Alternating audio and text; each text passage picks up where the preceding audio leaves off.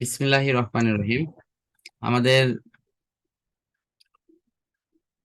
Online শিক্ষা কার্যক্রমে আমরা বিজ্ঞান বিষয়ে এসিড ক্ষারক লবণ অংশে অত্যন্ত গুরুত্বপূর্ণ একটি রসায়নের পড়া হিসেবে আমরা পড়ছি। এই পড়ার ধারাবাহিকতায় এখন এসিড ও ক্ষারকের ব্যবহার সম্পর্কে আমরা আলোচনা করব। এখানে ফার্স্ট যে ধারণাটা দেওয়া আছে সেটি হলো আমাদের ব্লিচিং পাউডার নিয়ে এখানে কিছু কথা বলা হয়েছে। ব্লিচিং পাউডার এটি এমন একটি পদার্থ যা কোনো বস্তু থেকে দাগ অথবা কোনো সিস্টেম থেকে তোমার রঙিন জাতীয় কোনো কিছুকে উঠায় ফেলতে সাহায্য করে। অর্থাৎ এটি বিক্রিয়া করার পর যে ক্লোরিন গ্যাস তৈরি হয়, যা ওই দাগের সাথে বা ওই দাগের উপকরণের সাথে বিক্রিয়া করে সেটিকে নষ্ট করে দেয় এবং সেই দাগ থেকে কাপড় কিন্তু মুক্ত হয়। এখন আমাদের জানতে হবে যে পাকস্থলীতে অ্যাসিডিটি বিষয়টা কি, যেটা নিয়ে এখানে আলোচনা আছে। দেখো, আমি ব্লিচিং পাউডারে যেমন দেখানো হলো যে আমরা কোনো কিছু পরিষ্কার করার ক্ষেত্রে, জীবাণু নাশ করার ক্ষেত্রে, বিরঞ্জন করার ক্ষেত্রে অথবা দাগ তোলার ক্ষেত্রে এটা একটা অনন্য পাউডার হিসেবে ব্যবহার হয়। ঠিক তেমনি আমাদের পাকস্থলীতে অ্যাসিডিটির প্রভাবে আমরা একটা বিশেষ ওষুধ খাই, মিল্ক অফ ম্যাগনেসিয়া অথবা মিল্ক অফ তো এই যে ম্যাগনেসিয়াম অথবা অ্যালুমিনিয়ামের যে তৈরি বিশেষ ধরনের অ্যান্টাসিড গ্রুপের যে মানে ওষুধ, সেটি কিন্তু খেলে আমাদের পাকস্থলীর যে অ্যাসিডিটি সেটি কমে যায়। প্রশ্ন হলো, এই পাকস্থলীর অ্যাসিডিটি আসলে কিভাবে তৈরি হয়, কেন তৈরি হয়? জি স্যার। আমরা প্রতিদিন একটা নির্দিষ্ট সময়ে খাবার খাই। যেমন খাই। খাবারটা কি রকম? কেউ হয়তো সকাল 9টায় খায় সকালের খাবার, দুপুরের খাবার কেউ 2:30টায় খায়, নিয়মিত রাতের খাবার রাত 8:30 9টা বা কেউ 10টায় খায়। একটা নির্দিষ্ট সময়ে কিন্তু খাওয়া দাওয়াটা শান্ত হয়। কিন্তু কারো খাওয়া দাওয়া যদি এরকম হয় কোনো ঠিক ঠিকানা নাই, মানে কখন তোমার শুক্রবার হয়তো সে খাচ্ছে রাত 12টায়, ভাবিচ্ছে ছুটির দিনই তো আছে, পরের দিন আরামে ঘুম ঘুম পারে উঠছে 10টায়, খেতে খেতে খাচ্ছে 11টায়, অথচ সে অন্যদিন কিন্তু এই খাবারটা কয়টায় খেত? 9টায় খেত সকাল। 9টায় খেত। আবার পেটে সমস্যা রাতের, হতো না। হ্যাঁ, রাতের খাবারটা সে খেতে হতো রাতের 9টায় বা 10টায়, সে খাবার খাচ্ছে 12টায়। তাহলে এই যে খাবারের অনিয়মটা ঘটলো, দুপুরের খাবার সে খেতে খেতে খাচ্ছে 4টায় বা 5টায়। এখন প্রশ্নটা হলো যে প্রতিদিন যেহেতু সে সকাল 9টায় খায়, সুতরাং সকাল 9টায় তার পাকস্থলীতে এসিড এবং পাচক রস নিঃসরণ হবে এবং তার ফলশ্রুতিতে সে কিন্তু সেখানে এই অ্যাসিডিটিতে সে কিন্তু ভুগবে। আমরা জানি যে খাবারের সাথে পাচক রস হিসেবে গ্যাস্ট্রিক রস এবং হাইড্রোক্লোরিক অ্যাসিড নিঃসরণ হয়।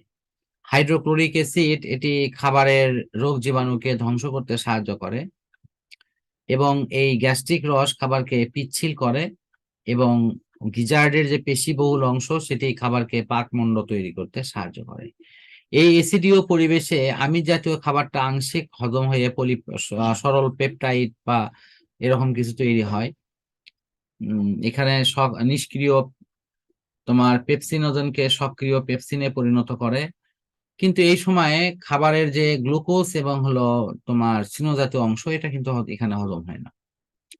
এখন প্রশ্ন হলো এটাই যে যদি আমরা খাবারটা যথাযথ সময়ে না খাই, তাহলে ওই সময়ে কিন্তু খাবার পাকস্থলীতে না থাকা সত্ত্বেও ঠিকই কিন্তু গ্যাস্ট্রিক রস নিঃসরণ হবে, ঠিকই কিন্তু হাইড্রোক্লোরিক অ্যাসিড নিঃসরণ হবে, এর ফলে এক ধরনের অ্যাসিডিটি তৈরি হবে। আর এটাই তখন কি হবে, প্রথম দিকে এটা আস্তে আস্তে পেট ব্যথা করবে, তারপরে ওই পাকস্থলীর গাত্র যখন পুড়ে যাবে এসিড দ্বারা, সেখানে ঘা সৃষ্টি হবে এবং সেখান থেকে এক ধরনের জ্বালা উপর দিকে উঠবে আগুনের শিশার মতো। অনেকে বলবে পেটে আমার আগুন ধরে গেছে, আমার হ্যাঁ বুক পুড়ে উঠতেছে, নানান সমস্যা কিন্তু দেখা দেবে এখানে। সমস্যা ব্যথা এখানে করে। এই অ্যাসিডিটির পেছনে আরেকটি কারণ হলো উৎকণ্ঠা। যদি কেউ প্রচন্ড উদ্বেগ উৎকণ্ঠার মধ্যে থাকে তাহলে কিন্তু তার এই প্রবলেমটা হয়। কথা বুঝতে পারছো কি? তো এই কারণের জন্য আমার মনে হয় যে এই অ্যাসিডিটির বিষয়টা। পারছি। এখন দেখো, তাহলে যদি কারো এই খাবার অনিয়ম বা অন্য কোনো কারণে যদি অ্যাসিডিটি হয়ে যায়, তাহলে তার প্রথম উচিত হলো অ্যান্টাসিড গ্রুপের ওষুধ খাওয়া। অ্যান্টাসিড প্লাস বলো বা অন্য কোনো ওষুধ বলো। স্যার আর কি ওষুধের কথা বললেন? অ্যান্টাসিড প্লাস, যেটা মিল্ক অফ ম্যাগনেসিয়া নামে বেশি পরিচিত। অর্থাৎ মিল্ক অফ ম্যাগনেসিয়াম মানে কি? হ্যাঁ, আর মিল্ক অফ ম্যাগনেসিয়া হলো ম্যাগনেসিয়াম হাইড্রোক্সাইডের মিশ্রণ দিয়ে তৈরি করা এক ধরনের সাসপেনশন। ওষুধ। হ্যাঁ, যেটা তরল আকারে পাওয়া যায়। আর ওইটা খাইলে কি কখনো কখনো অ্যান্টাসিডে পেটের তোমার অ্যালুমিনিয়াম সমস্যা হয়? হাইড্রোক্সাইডও থাকে। কথা বুঝছো কি? এই জি জি, মোটামুটি ঠিক অপশন। বলেন। এখন এরপর আছে হলো তোমার ফলমূল, সবজিতে যে সমস্ত অ্যাসিড থাকে এদেরকে জৈব অ্যাসিড বলা হয়। এদেরকে খাওয়া যায়, কোনো কোনো ক্ষেত্রে মানবদেহের এটি অত্যাবশ্যকীয় উপকরণ হিসেবেও থাকে।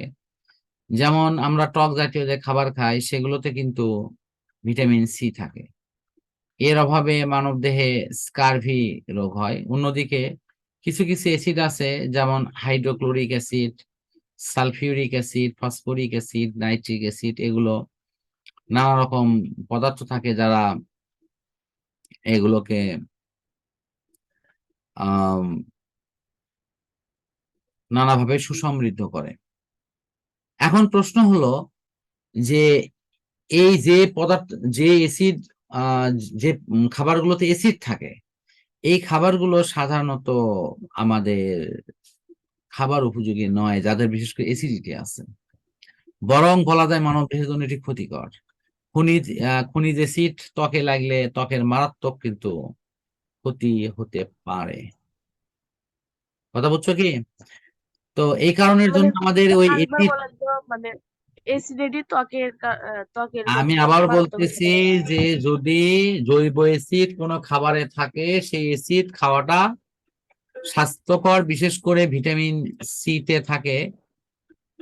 সেটা হলো এসকর্বিক অ্যাসিড, এটা কিন্তু নৈবেদ থেকে আসে। এটা এসকর্বিক। লেখাই তো আছে, এই যে দেখো, এটা দেখতে পাইছো? হ্যাঁ হ্যাঁ। তো কিন্তু প্রশ্ন হলো যে কিছু কিছু অ্যাসিড আছে যেগুলো খনিজ অ্যাসিড, যেমন sulphuric acid, hydrochloric acid, phosphoric acid, এই এই জাতীয় যে অ্যাসিড গুলো আছে এগুলো কিন্তু আবার মানুষের শরীরের জন্য ক্ষতিকর, এগুলো খাওয়ার উপযুক্ত না। এগুলো ত্বকে লাগলে মারাত্মক ধরনের ক্ষতিকর প্রভাব পড়ে। এই কারণের জন্য এই জাতীয় অ্যাসিডকে আমাদের সবসময় সাবধানে ব্যবহার করতে হয়। তো সমাজের কিছু নেতিবাচক মানুষ চরিত্রের মানুষ আছে। হ্যাঁ, অনেকেই তো এগুলা মানে চলে না। সেটাই তো আছেই, যে কারণে তো প্রবলেম তৈরি হচ্ছে। অনেকে আছে দেখা যাচ্ছে কারো প্রতি প্রতিহিংসা পরায়ণ হয়ে তার দিকে এই এসিডটা ছুঁড়ে মারে এবং তার শরীরটা ঝলসে যায়। আহ হ্যাঁ তার এটা নিয়ে কিন্তু এখন একটা মানে খুবই কঠোর পদক্ষেপ নিছে যে যদি কেউ এই ধরনের এসিড সন্ত্রাস করে তাহলে তার মানে ভয়াবহতম শাস্তি ব্যবস্থা কিন্তু করছে। একেবারে সর্বনিম্ন শাস্তি মনে হয় যাবজ্জীবন জেল আছে, এবং সর্বোচ্চর ক্ষেত্রে মৃত্যুদণ্ড পর্যন্ত হয়তো দেওয়ার বিধান করা হয়েছে। আমি পুরো আইনের বিধান মানে জানি না। অনেক কড়া শাস্তি নেওয়া হয়েছে। হ্যাঁ, এবং শাস্তিটা মৃত্যুদণ্ড পর্যন্ত আছে, এটা আমি মিডিয়াতে দেখেছি বা শুনেছি। আসলে শাস্তির চাইতেও বড় বিষয়টা হলো এটা যে এক ধরনের মানবিকতা, যে আমি একজন মানুষকে আমার পক্ষে নিয়ে আসার জন্য, তার ওপর জুলুম করার জন্য আমি তো তার গায়ে এসিড ছুড়তে পারি না। এটা তো আমার এটা তো তার ব্যক্তির স্বাধীনতা এবং তার আহ, মানে স্বাধীন মত প্রকাশের ক্ষেত্রে এক ধরনের হস্তক্ষেপ। তো সুতরাং কেউ আমার মতের সাথে মিলল না, আমার সাথে সে এগ্রি করলো না, এটা সাধারণত বেশি করে হলো কারা, এই যে উঠতি বয়সের এক তরুণ তরুণী যারা হয়তো আহ ভালো লাগার একটা প্রস্তাব দিচ্ছে।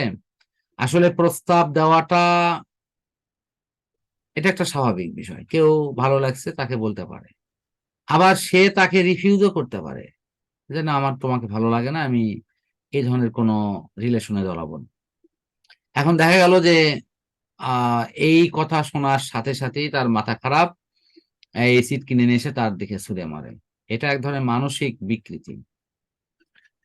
প্রথম অপশনটা হলো যে তুমি নিজের পছন্দ তো আরেকজনের উপর চাপিয়ে দিতে পারো না, না, তার পছন্দ তার কাছেই থাকবে, আর তোমার নিজের পছন্দ নিজের কাছে থাকবে। নিজের কাছে সুতরাং এই থাকবে। পছন্দ চাপিয়ে দিতে গিয়ে যখন তোমার মতটা মিলছে না, তখন তুমি তার দিকে এই ভয়াবহ পদার্থটা ছুঁড়ে মারবা এবং সে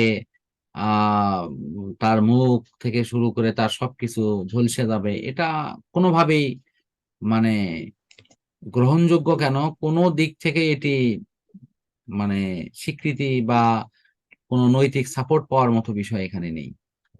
তো সুতরাং এই ধরনের মানে এক ধরনের মানুষরূপী পশু, তারা এই ধরনের কর্মকাণ্ডের সঙ্গে যুক্ত থাকে, সুতরাং তাদের কঠোর থেকে কঠোরতর শাস্তি কিন্তু হওয়া উচিত।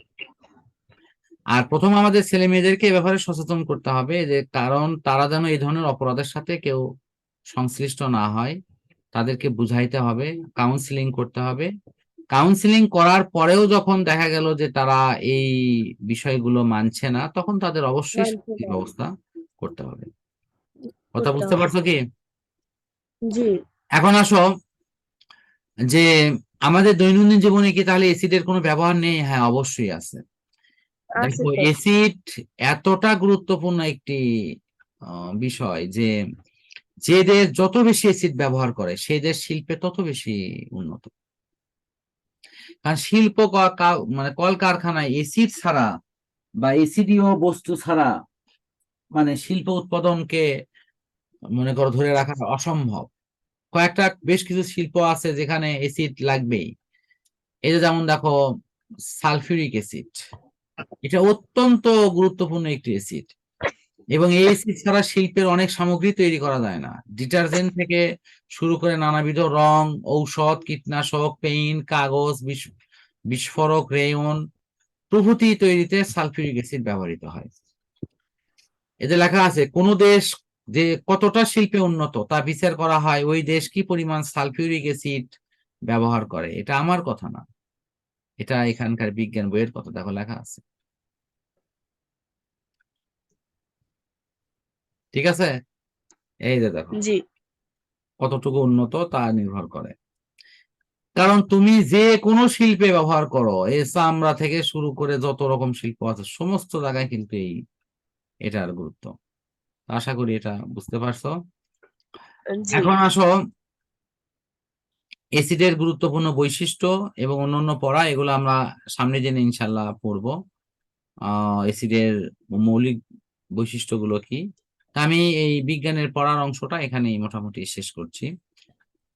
নেক্সট দিনে ইনশাল্লাহ পরবর্তী অংশ নিয়ে কথা বলবো।